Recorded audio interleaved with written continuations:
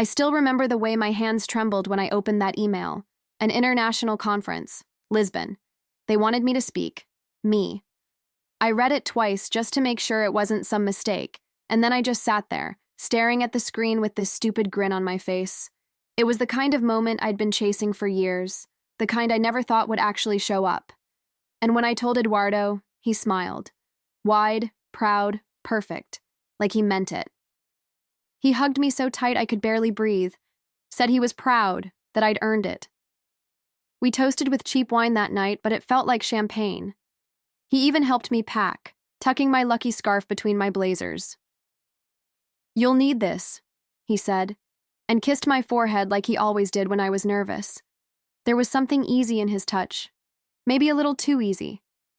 But I didn't question it. I didn't want to. Lisbon was everything. Mornings smelled like strong coffee and possibility.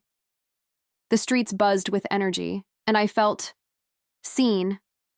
When I stepped off that stage, the applause wrapped around me like a warm coat. I called Eduardo right after, my voice still shaking from the adrenaline. "You won't believe what just happened," I said, half laughing. He sounded happy, soft, familiar, but something about it felt muted. Each day after that, the calls got shorter. Then it was just texts, then nothing. I stared at my phone between meetings, telling myself he was just busy. That maybe the time zone was messing with us. But there was this nagging feeling in my gut, like something was unraveling, and I couldn't see where the thread had started to pull. Still, I pushed it down. I told myself, "This is your moment. Don't let your imagination ruin it." And so I smiled, even as the silence grew louder. I tried to shake it off. I filled every minute with meetings, interviews, dinners, anything to keep my mind from spiraling. I smiled for photos, gave advice to younger women who said they wanted to be like me one day. That felt good, empowering even. But it was like there was a leak inside me, slow, invisible. I was pouring out, little by little, and no one could see it. Not even me, not completely. At night, I'd sit by the hotel window with a glass of wine, phone in hand, just waiting.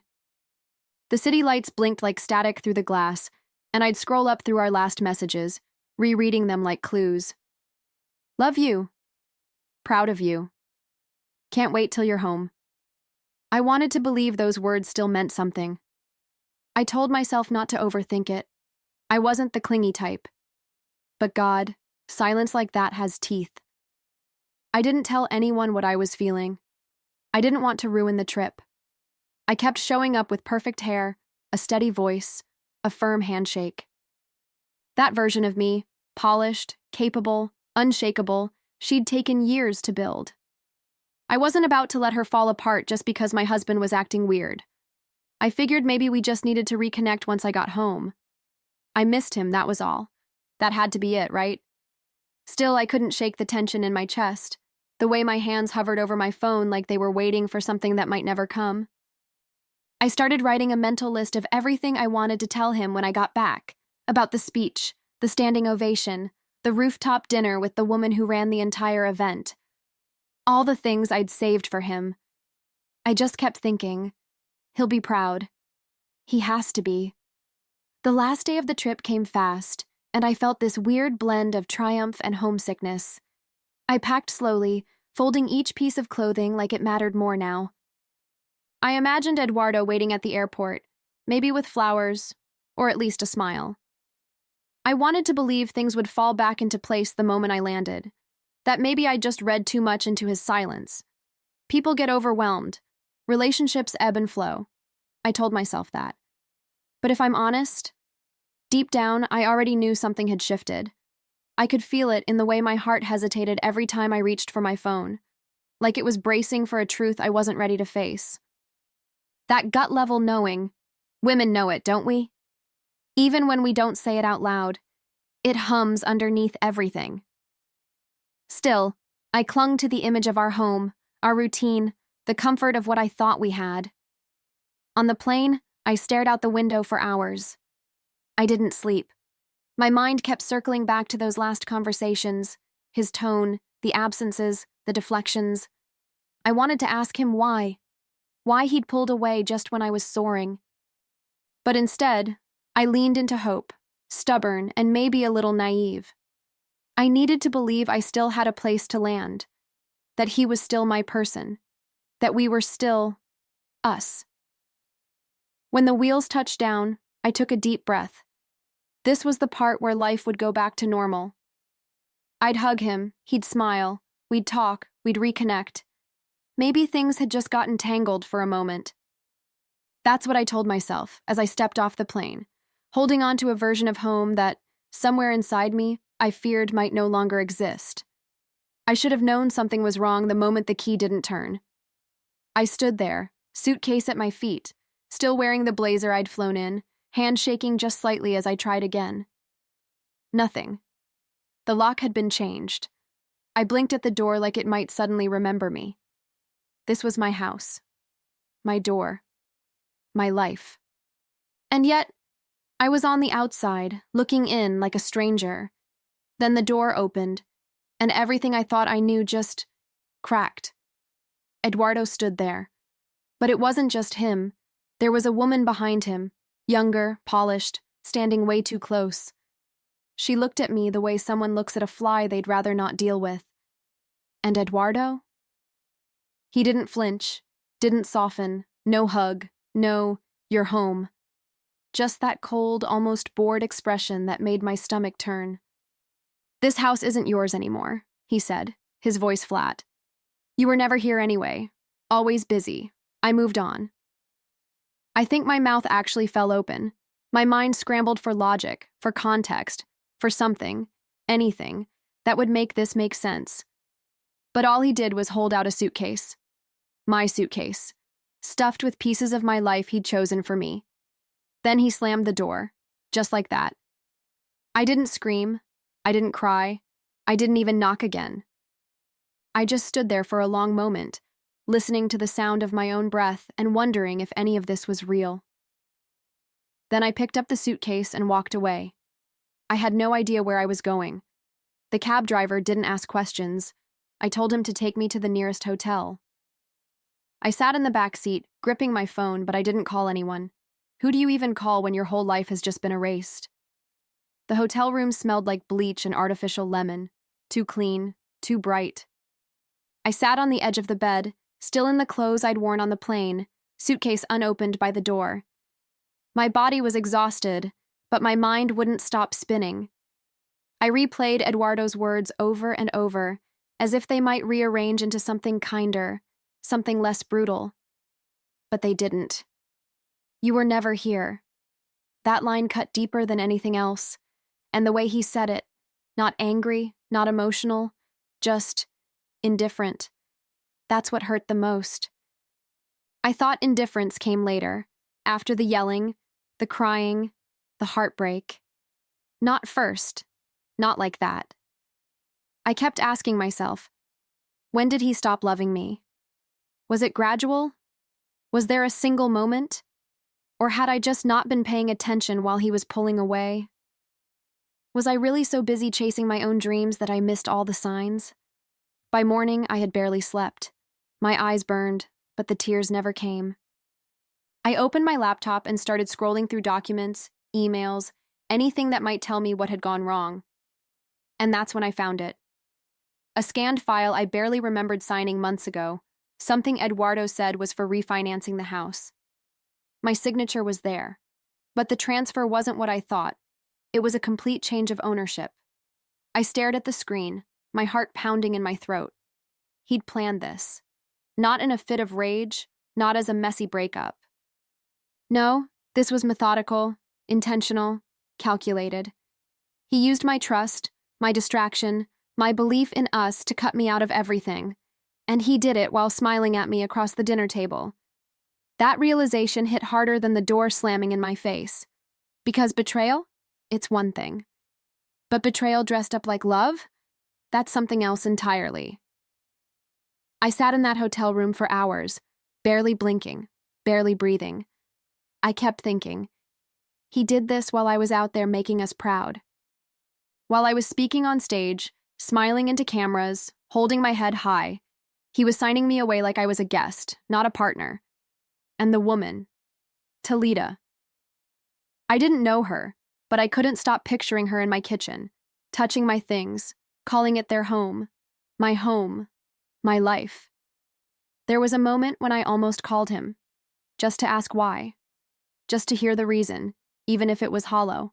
But I stopped myself, because I already knew the answer wouldn't help. I knew it would only feed a fire I didn't want to keep burning. And the truth, I didn't want him to know how much he'd shaken me. Not yet. Maybe not ever. He'd made me feel disposable.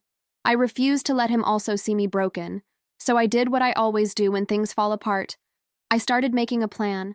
Not out of rage, not out of revenge, just survival. Quiet, measured, intentional.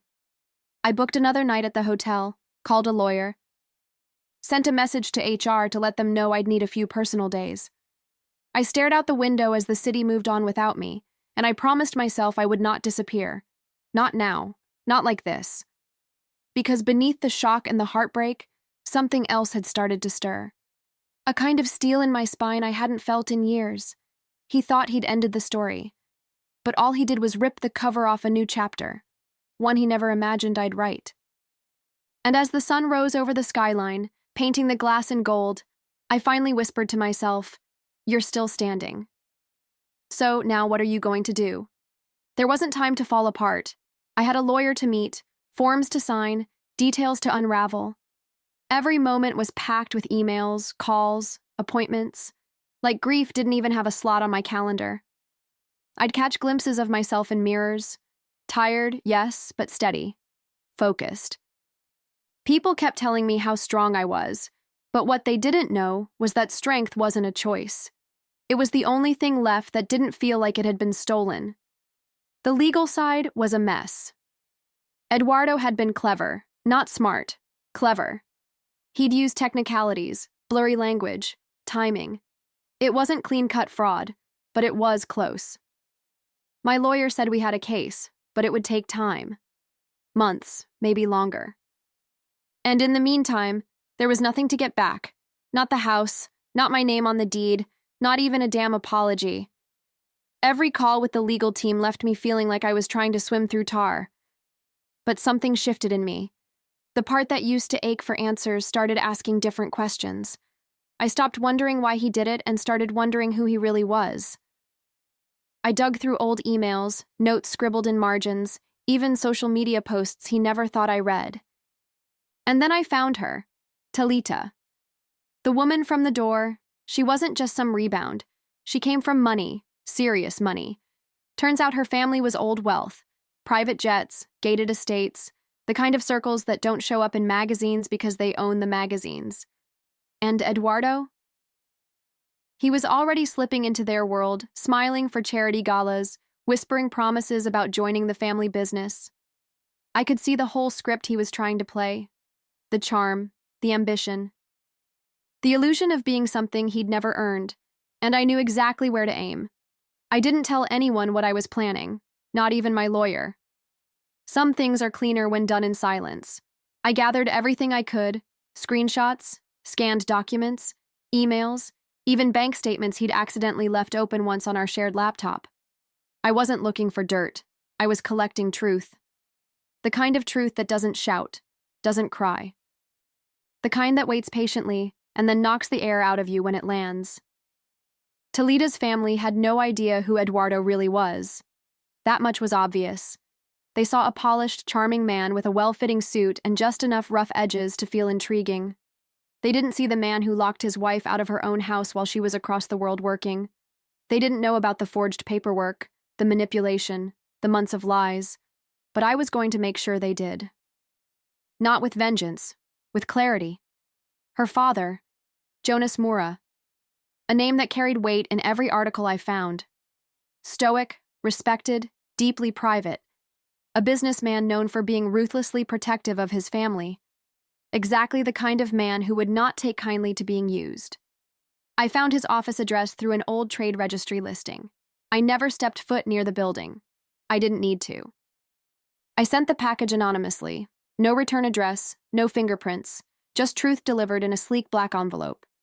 Inside, I placed every piece of proof I had: a timeline, evidence of forged consent, screenshots of Eduardo's messages to me during the affair, while he was already living in that house with her.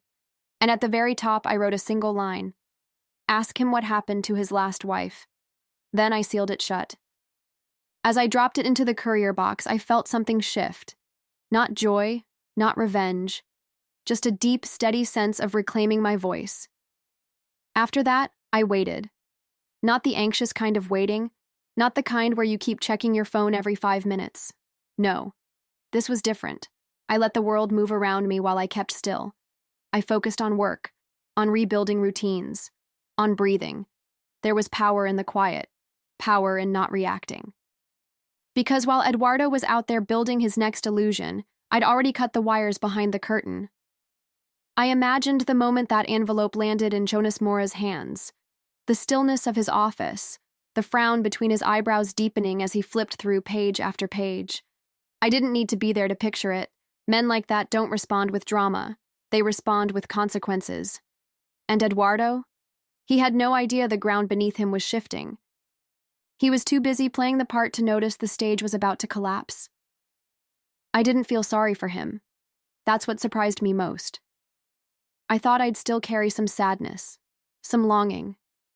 But no, it was gone. Whatever love I'd once had for him had turned into something else entirely. Not bitterness, just a clean break, like pulling a splinter from your skin after it's festered too long. It stings for a second, and then you're just relieved to be free of it. So I waited, patient, calm. While Eduardo smiled in pictures and made plans he'd never live to see fulfilled. I wasn't rushing justice.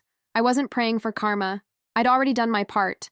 And I knew that once truth lands in the right hands, it doesn't need to shout. It just begins to unravel everything. Quietly, completely, and with absolute precision. It started with silence. A different kind this time. Not mine, not Eduardo's.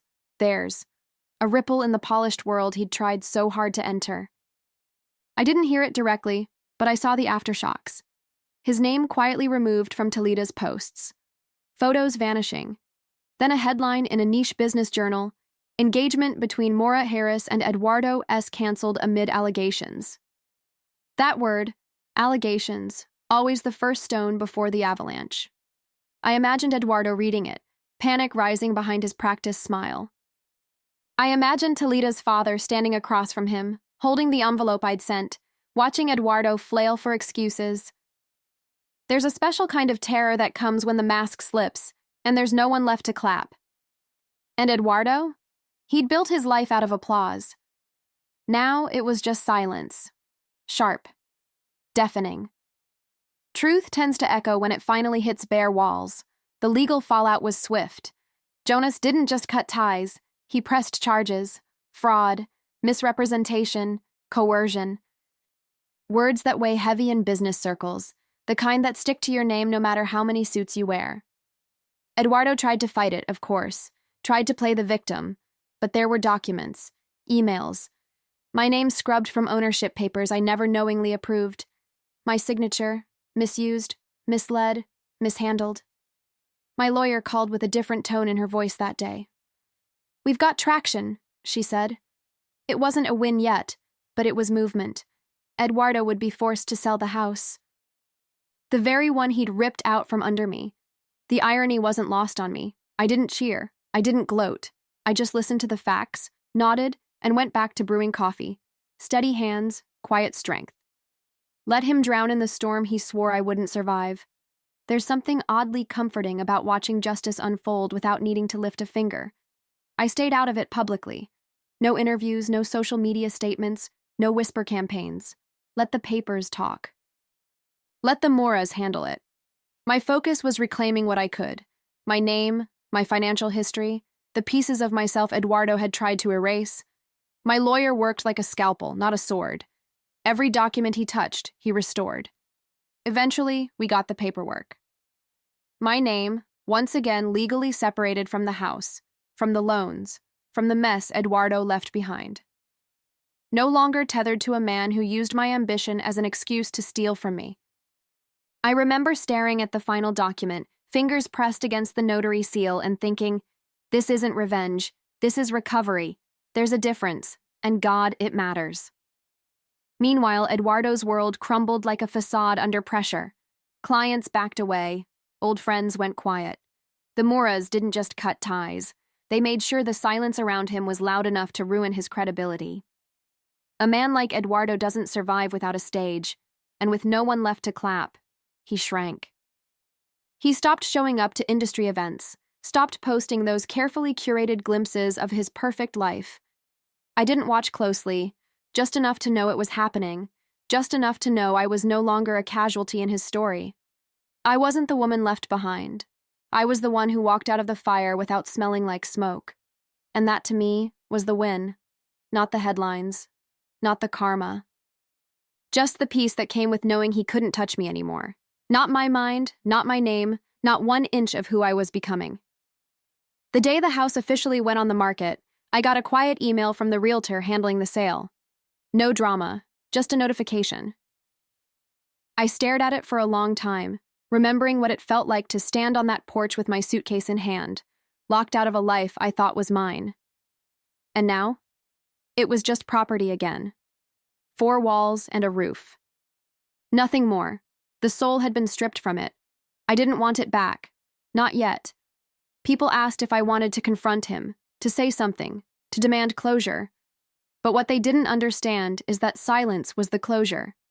Letting him sit in the wreckage he built without ever hearing my voice again. That was louder than anything I could have said. I didn't need his apology. I didn't need his version of the story. What mattered was that I got mine back, the real one. And I intended to write it right. There was no moment of triumph, no big declaration, just small, steady steps forward. Updating my driver's license, changing the emergency contact forms, tossing out old keys and not even hesitating. Healing isn't always cinematic. Sometimes it looks like walking past the perfume he once bought you without flinching, or deleting a playlist, or laughing, really laughing, without remembering who used to sit beside you. And in the middle of all that stillness, I realized something. I wasn't angry anymore. I wasn't even heartbroken. I was just done. Clean, clear, and moving forward. Eduardo had tried to write the ending for me, but all he did was light the match. I built the fire and walked straight through it. What came next? That was mine to decide. Quietly, boldly, on my own terms. It's strange how life finds balance when you stop chasing it. Months passed, and with them, the sharp edges of everything began to dull. I moved into a small but bright apartment near the water. Nothing fancy, but it felt like mine. I bought plants. I burned candles just because. I worked, wrote, drank my coffee slowly. I didn't talk about Eduardo, not because I couldn't, because I no longer needed to. That chapter was sealed. The book idea came on a rainy afternoon. I was journaling, sipping lukewarm tea, when it hit me. What if I turned all of this into something useful, something honest? A story not about betrayal, but about reinvention. About the parts of yourself you meet only when everything else is stripped away. I started writing that same night, fingers flying across the keyboard like they already knew the shape of the truth. For the first time, my story belonged to me. I didn't write with anger. I wrote with clarity, with grace. I wrote for the woman I used to be, the one who stood outside her own home and still didn't fall apart. I wrote for anyone who's ever been blindsided, erased, or underestimated. It wasn't about Eduardo anymore. It never really was. It was about what happens when you refuse to let someone else decide your worth. When you choose to rise, even if you're still shaking. I didn't expect anything in return. I didn't publish it to get back at him. I just needed it out of my body, out of my chest, off my shoulders, and as the pages came together, something softened in me. I smiled more, slept better. I wasn't chasing justice anymore. I was living. Fully, quietly, with purpose. And that was more than enough. Until the letter came. It came in a plain envelope, the kind that doesn't announce itself. No logo, no warning, just my name, typed neatly in the center. I opened it at the kitchen counter, next to a half-eaten slice of toast and a mug of coffee going cold. Inside was a letter from a real estate company, one I didn't recognize at first. The tone was formal, distant. Dear Ms. Andrade, after reviewing your application, I had to read it twice. It wasn't just any property. It was that house. My house. The one with the jasmine by the gate, the scuff marks on the hallway wall from when we moved in, the window that never quite shut all the way. They didn't know, of course. The company had purchased it at auction. I had applied through a holding firm. No names, no history, just numbers and paperwork. And now they were offering it back to me. On my terms. As mine. I didn't cry. I just stood there, letter in hand, heart beating slow and deep. There was something poetic about it. Not dramatic, not flashy, just full circle. I didn't need the house. I'd proven that. But the chance to reclaim it? To walk through that front door not as a guest, or a wife, or a casualty, but as the rightful owner? That felt like something sacred. Like restoring a name someone tried to erase. So I accepted. Quietly, of course. No social media posts, no celebration dinner. I signed the papers through the holding company, made a few cosmetic updates, and told no one. Not even my closest friends. It wasn't a homecoming, not in the traditional sense. It was a quiet reclaiming. A symbolic act that whispered, "You tried to erase me, and I'm still here." I didn't need Eduardo to see it. I just needed to feel it for myself. The first time I stepped back inside, the air smelled different. Not haunted, not heavy. Just still. Like it had been waiting for me. The walls were freshly painted, the floors polished. But I saw it all. The echoes of old fights, old laughter, the woman I used to be standing at the stove, waiting for something that would never come. I didn't flinch. I didn't linger. I just walked through each room slowly, touching nothing, taking everything in. In the living room, I placed the deed on the table. My name. Only mine. No co-signatures, no shared claims, no hidden clauses. I stared at it for a while, then took a deep breath. Not a dramatic movie-style inhale, just a steady, grounded kind. The kind that says, "You made it." I sat down on the old couch I'd reupholstered myself years ago and whispered out loud, "It's not just about getting it back. It's about knowing I never needed him to begin with." And I meant it. Every syllable. The version of me who once needed validation, who waited for love like it was something to be earned, she was gone. In her place was someone softer, smarter, unshakable. Someone who didn't just survive betrayal, but rebuilt on top of it. I didn't need applause, or closure, or justice. I had something better. My own peace. The sun was setting when I left that day, the light spilling across the hardwood floors in long golden stripes. I didn't lock the door behind me. I just let it close gently, knowing that nothing inside could hurt me anymore. And as I walked down the steps, bag in hand, I smiled, not because I had won, but because I had become whole, free, and entirely, gloriously mine.